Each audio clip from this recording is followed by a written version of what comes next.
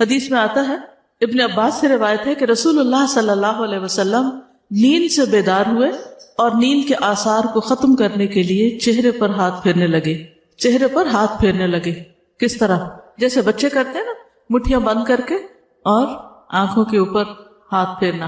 اور پھر اسی طرح اگر انسان یہ سمجھتا ہے کہ اس کا جسم اکڑا ہوا ہے یا کسی اور جگہ پر اس کو خود اپنے آپ کو دبانے کی ضرورت ہے، تو اپنی طبیعت کے مطابق آپ خود کو جگانے کے لیے کوئی بھی طریقہ اختیار کر سکتے ہیں. بعض لوگ اکوپریشر کے ساتھ اپنی ٹریٹمنٹ خود کرتے رہتے ہیں. اگر کسی بھی طرح آپ کو صبح اٹھنے میں مشکل پیش آتی ہے، کسی بیماری کی وجہ سے، کسی ایسی تھکاوٹ کی وجہ سے کہ ساری رات سونے کے باوجود آپ نہیں جاگ پاتے پراپر طریقے سے، تو اس صورت میں آپ کو ضرور ایسے طریقے سیکھ لینے چاہیے کہ جب اٹھیں آپ تو واقعی فریش ہوں اور دن کا آغاز پراپر طریقے سے کر سکیں. کیونکہ جس چیز کا آغاز اچھا نہ ہو اس کا انجام کیا اچھا ہوگا. تو اس میں ہمیں بہت کانشیسلی اور بہت توجہ کے ساتھ اپنی اصلاح کے طریقے سوچنے ہیں کہ ہم جب اٹھیں تو ایک تو سنت کے مطابق عمل کریں، اور اس کے علاوہ اگر ہمیں کسی بھی طرح سے ضرورت ہے اپنے علاج کی تو اس پر بھی توجہ دیں. سو کر اٹھنے کے بعد ہاتھ وغیرہ دھو لینے چاہیے. رسول اللہ صلی اللہ علیہ وسلم نے فرمایا جب تم میں سے کوئی نیند سے بیدار ہوا تو اپنے ہاتھ کو وضو کے پانی میں ڈالنے سے پہلے دھو لے، اس لیے کہ تم میں سے کوئی یہ نہیں جانتا کہ رات کو اس کا ہاتھ کہاں تھا. ابھی تو ٹیپ وغیرہ ہوتی ہے نا، تو ٹیپ کو تو آپ ویسے ہی کھول لیتے ہیں، لیکن جب باقاعدہ کوئی ایسے لوٹے وغیرہ یا ایسی چیزیں نہیں ہوتی تھی، وضو کے لیے پانی لپ بھر کے، یعنی اب تو نا کہ مگ وغیرہ ہوتے ہیں اس کے ذریعے لوگ پانی نکال لیتے ہیں، لیکن پہلے زمانے میں اور آج بھی بہت سی جگہوں پر ایسے حالات ہیں کہ لوگ ہاتھوں سے ہی پانی لیتے ہیں، تو گندے ہاتھ کو پانی میں نہیں ڈالنا چاہیے. پھر اسی طرح ایک اور حدیث میں آتا ہے، حذیفہ رضی اللہ عنہ سے روایت ہے کہ نبی صلی اللہ علیہ وسلم جب رات کو نیند سے بیدار ہوتے تو اپنا منہ مسواک سے صاف کرتے. نبی صلی اللہ علیہ وسلم نے فرمایا جب تم میں سے کوئی نیند سے بیدار ہو اور وضو کرے تو 3 مرتبہ ناک میں پانی ڈال کر جھاڑے، کیونکہ شیطان اس کی ناک کے بانسے میں رات گزارتا ہے. ٹھیک ہے، بیسیکلی یہ ساری چیزیں وضو میں شامل ہیں، یعنی سب سے پہلے ہاتھ دھونا، پھر اس کے بعد کلی وغیرہ کرنا، ناک صاف کرنا، منہ دھونا. رسول اللہ صلی اللہ علیہ وسلم نے فرمایا جب آدمی رات کو سو جاتا ہے تو شیطان اس کی گدی پر 3 گرہیں لگا دیتا ہے. ہر گرہ پر یہ پھونک دیتا ہے کہ ابھی تو بہت رات ہے، سو جاؤ. پھر اگر آدمی بیدار ہو گیا اور اللہ کا ذکر کیا تو ایک گرہ کھل جاتی ہے. اگر اس نے وضو کر لیا تو دوسری گرہ کھل جاتی ہے. اس کے بعد اگر اس نے نماز پڑھ لی تو تیسری گرہ بھی کھل جاتی ہے، اور وہ صبح کو تازہ دم اور خوش مزاج ہو کر اٹھتا ہے. ورنہ تمام دن بد دل اور سست جسم رہتا ہے. یعنی اگر آپ اٹھتے ہیں اور وضو نہیں کرتے، نماز نہیں پڑھتے، تو آپ کی کیفیت اس طرح نہیں ہوتی جو ایک پراپر طریقے سے وضو اور نماز پڑھنے والے کی ہوتی. اب اگر آپ پیریڈز کی حالت میں ہیں اور آپ کو وضو نہیں کرنا، نماز نہیں پڑھنی، تو آپ اپنے اوپر سے اسے خاص قسم کے ڈپریشن کی کیفیت یا سستی یا بیزاری کی کیفیت کو کیسے دور کر سکتے ہیں؟ کیا کرنا چاہیے آپ کو؟ جی ہاں، ان ڈیز میں وضو کرنا منع نہیں ہے، نماز پڑھنے کی تو اجازت نہیں، لیکن وضو کرنا منع نہیں ہے. آپ اسی طرح اپنے ہاتھ دھوئیں، اچھی طرح ناک صاف کریں، مسواک خوب اچھی طرح کریں، اور جیسے وضو کرتے ہیں اسی طرح پورے ہاتھ کو دھو لیں. اگر نہانا چاہے تو نہا بھی سکتے ہیں، نہانا بھی منع نہیں ہے. اور پھر اگر کوئی اور کام کاج کر رہے ہیں تو چلتے پھرتے بھی ذکر اذکار کرتے رہیں، تو انشاءاللہ وہ جو کیفیت ہے ایک گھٹن کی سی یا تنگی کی، وہ دور ہو جائے گی. ٹھیک ہے، یہ بتائیے کہ آپ لوگ مسواک کتنے منٹ تک کرتے ہیں؟ تقریباً مسواک کتنی دیر تک کرتے ہیں؟ کتنے لوگ 15 منٹ؟ میں 15 منٹ مسواک کرتی ہوں، مسلسل 15 منٹ. کیونکہ مسواک ایسی چیز نہیں ہوتی ٹوتھ برش کی طرح کہ جس کو آپ 2 دفعہ ادھر ادھر کریں اور آپ کا منہ صاف ہو جائے. کیونکہ اگر آپ ایک ایک دانت کو باہر سے اور اندر سے اور پھر تالو اور پھر ٹنگ اور پورے ایریے کو، حتیٰ کہ آپ اپنے ٹانسلز وغیرہ ہیں وہاں تک اگر آپ مسواک لے جاتے ہیں اور پوری طرح کلین کرتے ہیں تو اتنا ٹائم تو کہیں گیا ہی نہیں. اس وقت بھی میری تسلی نہیں ہوتی کہ واقعی چھوڑ دینا چاہیے، صرف یہ ہوتا ہے کہ بہت وقت جا رہا ہے تو اس لیے چھوڑنا پڑتا ہے. 3 منٹ میں کوئی مسواک نہیں ہوتا، اور نہ دانت صاف ہوتے ہیں نہ منہ صاف ہوتا ہے. اس کو تھوڑا سا انکریز کر لیجیے. اگر آپ سمجھتے ہیں کہ آپ کے لیے مشکل ہے کہ آپ اٹھے ہی دیر سے، کیونکہ جو دیر سے اٹھے گا وہ یہ نہیں کر سکے گا، اس کے لیے آپ کو 15 منٹ کم از کم پہلے اٹھنا پڑے گا. اور اگر آپ دیر سے اٹھے کسی وجہ سے اور اس وقت آپ کو وقت نہیں ملا تو آپ کیا کر سکتے ہیں؟ واک کے دوران یا کسی بھی اور کام کاج کے دوران آپ مسواک کرتے رہیں. مثلاً اگر آپ ایک اسٹریچ میں نہیں کر سکتے تو 2-3 وقفوں میں کر لیں، لیکن صحیح معنوں میں منہ کی صفائی اگر ہو جائے تو آپ بہت سے امراض سے بچ سکتے ہیں. اور بہت سے لوگوں کو جو منہ سے اسمیل آنے کی بیماری ہوتی اور اس سے دوسروں کو کس قدر اذیت ہوتی، فرشتوں کو بھی اذیت ہوتی. اب آپ دیکھیے آپ نماز پڑھ رہے ہیں اور آپ کی منہ سے اسمیل آ رہی، آپ کے پاس کھڑے ہونے والوں کو سخت تکلیف ہو رہی، ان کی نماز کا بھی خشوع ختم ہو گیا اور فرشتے بھی آپ سے دور ہو گئے کہ آپ کے منہ سے اسمیل آئے چلے جا رہی. تو کیا اس کا علاج کرنا ہمارا فرض نہیں؟ تو اس کے علاج میں سب سے اہم نسخہ کیا ہے؟ مسواک کرنا اور کافی دیر تک کرنا حتیٰ کہ یہ بیماری ختم ہو جائے. صرف چند چیزیں، کوئی سونف کھا لیے، کوئی الائچی کھا لی، تو اس سے تو وقتی طور پر آپ اس کو فریش کر سکتے ہیں کہ ان چیزوں کی خوشبو آ جائے آپ کے منہ سے، لیکن آپ کے سانس کے ساتھ جو گندگی آ رہی ہے وہ نہیں رک سکتی جب تک آپ اس کا پراپر علاج نہیں کرتے. اور اس کے علاج میں نمبر 1 نسخہ یہی ہے کہ صبح سویرے اچھی طرح مسواک کریں، زبان اور تالو اور پورے منہ کے ہر حصے کو اچھی طرح صاف کریں، کیونکہ نبی صلی اللہ علیہ وسلم ایسی فوڈ بھی استعمال نہیں کرتے تھے کہ جس کی وجہ سے منہ سے اسمیل آئے، کیونکہ آپ نے فرمایا کہ میں اس سے بات کرتا ہوں جس سے تم نہیں کرتے. تو ذکر کی حالت میں تو ہم بھی اللہ ہی سے بات کر رہے تھے. پھر اسی طرح یہ ہے کہ صبح اٹھتے وقت کچھ دعائیں بھی پڑھنی چاہیے. اب یہ نہیں کہ آپ سارا وضو وغیرہ کر کے پھر آ کے سو کے اٹھنے کی دعا پڑھ رہے ہیں. سو کر اٹھنے کی دعا کب پڑھی جائے گی؟ فوراً بعد. سیدنا ابو ہریرہ سے روایت ہے کہ رسول اللہ صلی اللہ علیہ وسلم نے فرمایا، جب تم میں سے کوئی جاگے تو کہے الحمدللہ الذی عافانی فی جسدی ورد علی روحی وَأَذِنَ لِي بِذِكْرِهِ. سب تعریف اللہ کے لیے ہے جس نے میرے جسم کو عافیت دی اور مجھ پر میری روح لوٹائی اور مجھے اپنے ذکر کی توفیق دی. ایک اور روایت میں آتا ہے کہ رسول اللہ صلی اللہ علیہ وسلم جب جاگتے تو فرماتے الحمدللہ الذی احیانا بعدما اماتنا وإلیہ النشور. تمام تعریف اللہ کے لیے ہے جس نے ہمیں مرنے یعنی سونے کے بعد دوبارہ زندگی دی اور اسی کی طرف لوٹ کر جانا ہے. تو نیند جو ہے وہ موت کی بہن ہے اور ہر روز ہم مرتے اور زندہ ہوتے ہیں، سوتے اور جاگتے ہیں. اگر ہم عادت بنا لیں کہ اٹھتے ہی اللہ کا ذکر کرنا ہے تو قیامت کے دن جب اٹھیں گے تو زبان پر کیا ہوگا؟ پھر اللہ ہی کا ذکر ہوگا، اللہ ہی کی طرف دوڑیں گے. تو یہ عادتیں آپ کو دنیا میں بنانی پڑیں گی، اس زندگی میں یہ سب کچھ کرنا پڑے گا، تب آپ اس قابل ہوں گے کہ آپ آخرت میں اللہ کے مقرب یا پسندیدہ بندوں صالحین میں شامل ہو سکیں. بیدار ہونے پر نیند کا غلبہ دور کرنے کے لیے آنکھیں وغیرہ ملنے کے بعد سورۃ آل عمران کی آخری 10 آیات پڑھیے. عبداللہ بن عباس سے روایت ہے کہ انہوں نے نبی صلی اللہ علیہ وسلم کی زوجہ اور اپنی خالہ یعنی وہی ہے زوجہ حضرت میمونہ کے گھر میں ایک رات گزاری. وہ فرماتے ہیں کہ میں تکیے کے عرض کی طرف لیٹ گیا. عرض کس کو کہتے؟ چوڑائی. اور رسول اللہ صلی اللہ علیہ وسلم اور آپ کی اہلیہ نے تکیے کی لمبائی پر آرام فرمایا. رسول اللہ صلی اللہ علیہ وسلم سوتے رہے اور جب آدھی رات گزر گئی یا اس سے کچھ پہلے یا کچھ بعد آپ بیدار ہوئے. یہ کیوں کہہ رہے ہیں کچھ پہلے کچھ بعد؟ کیونکہ اس دور میں گھڑیاں تو تھی نہیں کہ ایگزیکٹ ٹائم دیکھ کے بتاتے. تو آپ نے اپنے ہاتھوں سے نیند کو دور کرنے کے لیے آنکھیں ملی. پھر آپ نے سورۃ آل عمران کی آخری 10 آیتیں تلاوت فرمائیں. کہاں سے شروع ہوتی؟ ان فی خلق السماوات والارض واختلاف اللیل والنہار لآیات لأولی الالباب آخر تک. اسی طرح سو کر اٹھنے پر معوذتین بھی پڑھی جائیں گی. عقبہ بن عامر سے مروی ہے کہ نبی صلی اللہ علیہ وسلم نے ان سے فرمایا کیا میں تمہیں ایسی 2 صورتیں نہ سکھا دوں جو ان تمام صورتوں سے بہتر ہوں جنہیں لوگ پڑھتے ہیں؟ میں نے عرض کیا کیوں نہیں یا رسول اللہ؟ چنانچہ نبی صلی اللہ علیہ وسلم نے مجھے سورۃ الفلق اور سورۃ الناس پڑھائیں. پھر نماز کھڑی ہوئی. نبی صلی اللہ علیہ وسلم آگے بڑھ گئے اور نماز میں یہی دونوں صورتیں پڑھی. پھر میرے پاس سے گزرتے ہوئے فرمایا اے عقبہ تم کیا سمجھے؟ یہ دونوں صورتیں سوتے وقت بھی پڑھا کرو اور بیدار ہو کر بھی پڑھا کرو. ٹھیک ہے؟ تو صبح شام کی دعا میں ہم 3 بار ان کو پڑھ لیتے ہیں. ٹھیک ہے؟ تو وہ پڑھنا بھی کافی ہو جاتا ہے اگر آپ اس ترتیب سے پڑھتے ہیں. اٹھنے کا سب سے بہترین وقت کون سا ہے؟ کتنے بجے کا الارم لگاتے ہیں؟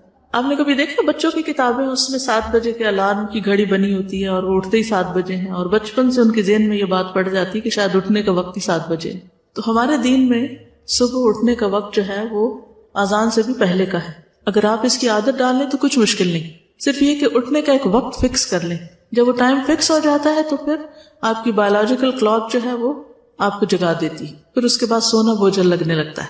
ابو مسلم کہتے ہیں کہ میں نے ابو ذر رضی اللہ عنہ سے پوچھا رات کے کس حصے میں قیام کرنا سب سے افضل ہے؟ ابو ذر نے کہا میں نے بھی رسول اللہ صلی اللہ علیہ وسلم سے یہی سوال کیا تھا جس طرح تم نے مجھ سے سوال کیا. آپ نے فرمایا رات کے پچھلے پہر یا نصف رات میں، لیکن ایسا کرنے والے بہت تھوڑے ہیں. نصف رات کے بعد اٹھنے والے بہت تھوڑے ہیں اور اس کے بھی آخری حصے میں فجر سے کچھ دیر پہلے ہو جائے تو یہ بھی بہت کم لوگ اٹھتے ہیں، لیکن اٹھنے کا یہ وقت بہت بہترین ہے. اس وقت میں اٹھنے والے کا اجر کیا ہے؟ رسول اللہ صلی اللہ علیہ وسلم نے فرمایا جنت میں ایسے بالا خانے بھی ہیں جن کا اندرونی حصہ باہر سے نظر آتا ہے اور بیرونی حصہ اندر سے نظر آتا ہے. جیسے آپ دیکھیے دیوار کے باہر تو نہیں آپ دیکھ سکتے, کہاں سے دیکھ پا رہے ہیں؟ شیشے سے.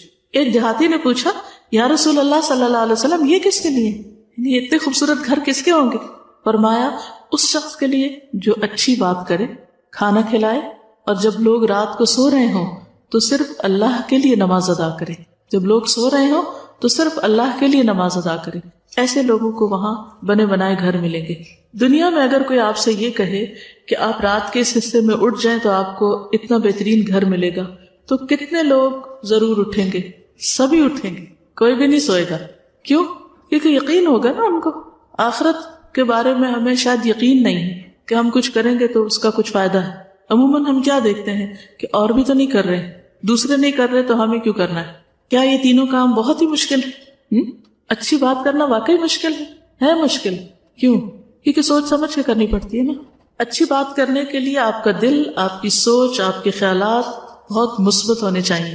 اگر آپ کا دل اچھا نہیں, آپ کی سوچ مثبت نہیں, تو آپ کی بات کبھی بھی اچھی نہیں ہو سکتی. بھلے آپ حدیثیں بھی کوٹ کریں, قرآن کی آیات بھی سنائیں, تو بھی لوگ کیا کرتے ہیں؟ موقع محل کے بغیر اپنے فائدے میں جو حدیثیں اور آیتیں آتی ہیں وہ دوسروں کو مارتے رہتے ہیں, سناتے نہیں, مارتے رہتے ہیں. کیوں؟ کیونکہ انہوں نے اپنا کوئی مقصد پورا کرنا ہوتا ہے, لہٰذا وہ اس طرح کی کوئی حدیث یا آیت دوسروں کو سنائیں گے. بظاہر دیکھنے میں اچھی بات ہے آیت اور حدیث, لیکن کیا اس کا امپیکٹ بھی وہ آ رہا ہے جس کو آپ کسی ایسے موقع پر آیت سنا رہے ہیں کہ وہ سننے کو تیار نہیں, یا وہ اس کے فائدے میں نہیں, آپ کے اپنے فائدے میں ہے؟ تو ہو سکتا ہے کہ وہ شخص اور زیادہ دین سے دور ہو جائے. تو آپ نے قرآن سنا کر لوگوں کو اللہ کی محبت اگر نہیں دلائی اور دور کر دیا, تو پھر آپ کے اس سنانے کو اچھی بات کہی جائے گی. اچھی بات کرنا کیوں مشکل ہے؟ کوئی بتائے گا؟ چلیے اب سوچیے, ذرا غور کیجیے, دن میں کتنی بار آپ اچھی باتیں سنتے ہیں؟ کلاسز وغیرہ کو چھوڑ دیجیے, عام روزمرہ زندگی کی بات ہے, اور لوگوں کے ساتھ معاملہ کرنے کی, گھر والوں کی, آپ کے بہن بھائی آپ سے جو باتیں کرتے ہیں یا آپ ان سے جو بات کرتے ہیں, یا اپنے نیبرز کے ساتھ یا اپنی کلاس فیلوز کے ساتھ انفارمل جو آپ کی باتیں ہوتی ہیں, یا آپ کو جو سننے کو ملتی ہیں دوسروں سے, آپ کچھ بتائیں گے کہ ان میں سے کتنی فیصد باتوں پہ آپ بہت خوش ہوتے ہیں, آپ کا دل خوش ہو جاتا ہے, آپ کی روح سیراب ہو جاتی ہے, اور آپ کے اندر ایک موٹیویشنل لیول بڑھ جاتا ہے. اور کتنی باتیں ایسی ہوتی ہیں کہ آپ کچھ کرنے جا رہے ہوتے ہیں تو صرف کسی کی جلی کٹی بات یا منفی بات آپ کا سارا مورل ڈاؤن کر دیتی. تو کیا کہیں گے, کتنی باتیں اچھی ملتی ہیں اور کتنی باتیں اچھی نہیں ملتی. غور کیجئے نا, سوچئے. دیکھیے اس بات پر میں کیوں ٹھہری ہوں کہ اگرچہ بات ہو رہی تھی صبح جلدی اٹھنے کی, لیکن بعض لوگ تہجد بھی پڑھ لیتے ہیں, صبح جلدی بھی اٹھ جاتے ہیں, لیکن بات اچھی نہیں کرنا جانتے. دوسری بات جو تھی وہ تھی کھانا کھلانا, اور تیسری بات جب لوگ رات کو سو رہے ہوں تو صرف اللہ کے لیے نماز ادا کرنا, صرف اللہ کے لیے, دکھاوے کے لیے نہیں. نبی صلی اللہ علیہ وسلم نے فرمایا اللہ تعالیٰ 3 قسم کے لوگوں سے محبت کرتا ہے. جاننا چاہتے ہیں کہ وہ کون ہے؟ اور پھر یہ بھی دیکھیے کہ کیا ہم ان میں ہیں کہ نہیں. ان پر ہنستا ہے اور ان سے خوش ہوتا ہے. ایک وہ آدمی کہ اس کی جماعت فرار ہو گئی, یعنی سارے بھاگ گئے, لیکن وہ ان کے بعد اللہ کے لیے لڑتا رہا, قتل ہو گیا, یا اللہ تعالیٰ نے اس کی مدد کی اور اسے کفایت کی. اللہ تعالیٰ ایسے آدمی کے بارے میں کہتا ہے میرے بندے کی طرف دیکھو, وہ اپنے آپ سے کیسے صبر کروا رہا ہے. اب آپ کہیں گے کہ ہم تو نہ جنگ کرنے والوں میں سے نہ کہیں جانے والوں میں سے, تو ہم پہ تو یہ لاگو ہی نہیں آتی بات. کس اور موقع پر ایسا ہو سکتا ہے کہ کسی چیز سے سب بھاگ جائے اور آپ پھر بھی جمے رہیں؟ صفائی ڈیوٹیز, ٹھیک ہے, یعنی سب بھاگ گئے, سب چلے گئے, سب چھوڑ گئے چیزیں یا کام پورا نہیں کیا, اور آپ ایک ایک کا کام پیچھے سے سمیٹ رہے ہیں, چیزیں اکٹھی کر رہے ہیں, اور بڑبڑا بھی نہیں رہے, اور صرف اللہ کی خاطر سب کچھ کر رہے ہیں. اکیلے کام کرنا پھر مشکل تو ہوتا ہے, لیکن اتنا مشکل نہیں. جب آپ کے ساتھ والے چلے جاتے کسی کام کو چھوڑ کر, اس وقت کوئی بھی اچھا کام کرنا اور اس پر جمے رہنا وہ سب سے مشکل وقت ہوتا ہے. ایسے بندے سے اللہ محبت کرتا ہے کہ جب کوئی نہ کر رہا ہو اور وہ خیر اور بھلائی کا کام کرتا رہے.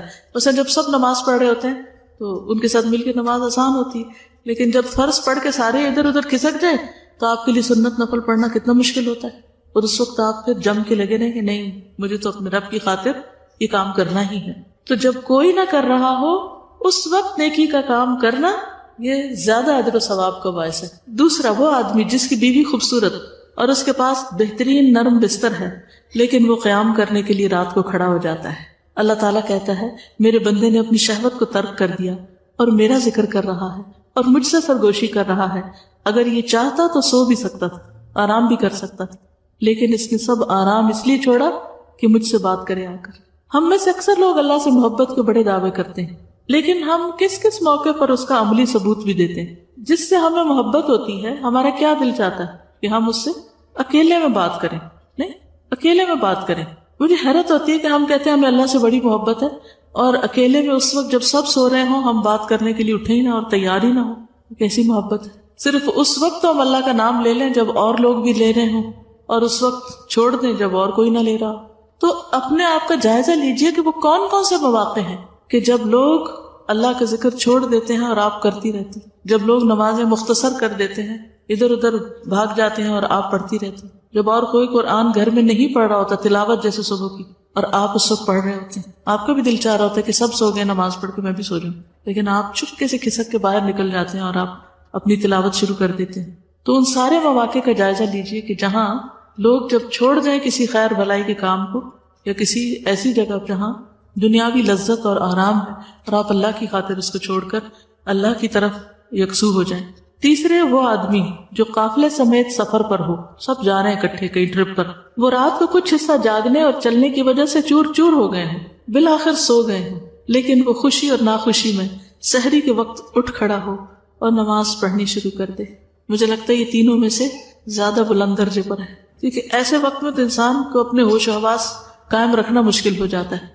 عموماً جب لمبے سفر سے آتے ہیں تو کیا دل چاہتا ہے کہ وہیں سے نماز پڑھ کے ہی آ جائیں, گھر آ کے نماز نہ پڑھنی پڑے. تو تھکاوٹ کے وقت میں اٹھ کر اللہ کی عبادت کرنا, اللہ کا ذکر کرنا, یہ ان کاموں میں سے ہے جن پر اللہ تعالیٰ آپ سے محبت کرتے ہیں. پھر تہجد کا وقت قبولیت کا خاص وقت ہے. سیدنا ابو ہریرہ سے روایت ہے کہ رسول اللہ صلی اللہ علیہ وسلم نے فرمایا, ہمارا مالک اور رب تبارک و تعالی ہر رات کو جس وقت آخری انتہائی رات باقی رہ جاتی آسمان دنیا کی طرف نزول فرماتا ہے اور ارشاد فرماتا ہے, کون ہے جو مجھ سے دعا کرے تو میں اس کی دعا قبول کروں, کون ہے جو مجھ سے مانگے تو میں اس کو عطا کروں, کون ہے جو مجھ سے مغفرت اور بخشش چاہے تو میں اس کو بخش دوں. اللہ کا قرب حاصل کرنے کا ذریعہ. ابو امامہ سے روایت ہے کہ رسول اللہ صلی اللہ علیہ وسلم نے فرمایا کہ نماز تہجد کی پابندی کرو, کیونکہ یہ پابندی تم سے پہلے قوموں کے نیک لوگوں کا طریقہ اور شعار رہا ہے, اور یہ تمہارے لیے اپنے رب کا قرب حاصل کرنے کا بہترین طریقہ ہے, اور کوتاہی کو مٹانے والا اور گناہوں سے باز رکھنے والا ہے. یعنی تہجد انسان کے اندر ایسی طاقت پیدا کرتے ہیں کہ انسان برائیوں سے بچ جاتے ہیں, برائیوں کی اٹریکشن کم ہو جاتی ہے. پھر شکر گزاری کا ذریعہ ہے. سیدنا مغیرہ بن شعبہ سے روایت ہے کہ رسول اللہ صلی اللہ علیہ وسلم نے اس قدر طویل قیام فرمایا, یعنی رات کو لمبی نماز پڑھی کہ آپ کے قدم مبارک سوج گئے. تو آپ سے عرض کیا گیا, آپ ایسا کیوں کرتے ہیں جبکہ آپ تو گناہوں سے پاک ہیں؟ آپ نے فرمایا, کیا اللہ سبحانہ وتعالیٰ کے لیے زیادہ شکر کرنے والا بندہ نہ بنوں جو اس نے احسان مجھ پر کیا, یعنی شکر گزاری میں زیادہ عبادت نہ کروں. پھر اسی طرح یہ کہ اگر آپ تہجد پڑھ رہے ہو تو اس وقت اگر آپ کو قرآن مجید کا کچھ حصہ زیادہ یاد ہے تو آپ زبانی پڑھ سکتے ہیں, ورنہ مصحف کھول کے بھی پڑھ سکتے ہیں تاکہ طویل قیام ہو, طویل قرات ہو. نبی صلی اللہ علیہ وسلم رات کی نماز میں قرات کبھی بلند آواز سے کرتے اور کبھی آہستہ آواز سے, دونوں طرح کر سکتے ہیں.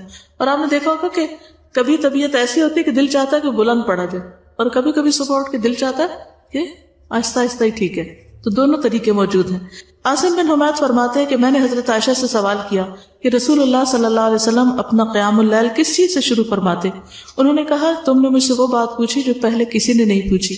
جب نماز کے لیے کھڑے ہوتے تو کہتے اللہ اکبر 10 بار, الحمدللہ 10 بار, سبحان اللہ 10 بار, لا الہ الا اللہ 10 بار, استغفر اللہ 10 بار, اور پھر دعا پڑھتے اللہم اغفر لی واہدنی وارزقنی وعافنی, اور پھر آخر تک قیامت کے دن کی تنگی سے بھی پناہ مانگتے. ایک اور دعا ہے, سیدنا عباس سے مروی ہے کہ رسول اللہ صلی اللہ علیہ وسلم جب رات میں تہجد کے لیے کھڑے ہوتے تو فرماتے اللہم لک الحمد انت قیم السماوات والارض ومن فیہن ولک الحمد لک ملک السماوات والارض ومن فیہن, آخر تک. صحیح بخاری کی روایت ہے, اس کا ہم نے پوسٹر بھی الگ بنا کے رکھا ہوا, جن لوگوں کو زبانی نہ آتی ہو وہ دیکھ کے بھی پڑھ سکتے ہیں. پھر فجر کی سنتوں کے بعد تھوڑی دیر کے لیے دائیں پہلو پہ لیٹنا, نبی صلی اللہ علیہ وسلم کا یہ طریقہ تھا. پھر نماز فجر کے بعد رسول اللہ صلی اللہ علیہ وسلم کا عمل یہ تھا کہ جب آپ فجر ادا کر لیتے تو اپنی جگہ پہ بیٹھے رہتے فجر کی نماز کے بعد, یہاں تک کہ سورج اچھی طرح نکل آتا. سیدنا انس سے روایت ہے کہ رسول اللہ صلی اللہ علیہ وسلم نے فرمایا, جس نے فجر کی نماز با جماعت ادا کی پھر سورج نکلنے تک بیٹھا رہا، اللہ کو یاد کرتا رہا، پھر 2 رکعت نماز ادا کی. یہ کون سی نماز ہے؟ اشراق. تو اسے مکمل ایک حج اور ایک عمرے کا ثواب ملے گا. آپ نے تاکید کے لیے لفظ مکمل تامتن 3 بار دہرایا، مکمل حج اور عمرہ، مکمل حج اور عمرہ، مکمل حج اور عمرہ. تو اس سے کیا پتہ چلتا ہے کہ اگر انسان تہجد سے لے کر فجر اور فجر کے بعد اشراق تک کا وقت اللہ کے ذکر کے لیے مخصوص کر لے تو یہ سب سے بہترین طریقہ ہے، نبی صلی اللہ علیہ وسلم کا طریقہ ہے.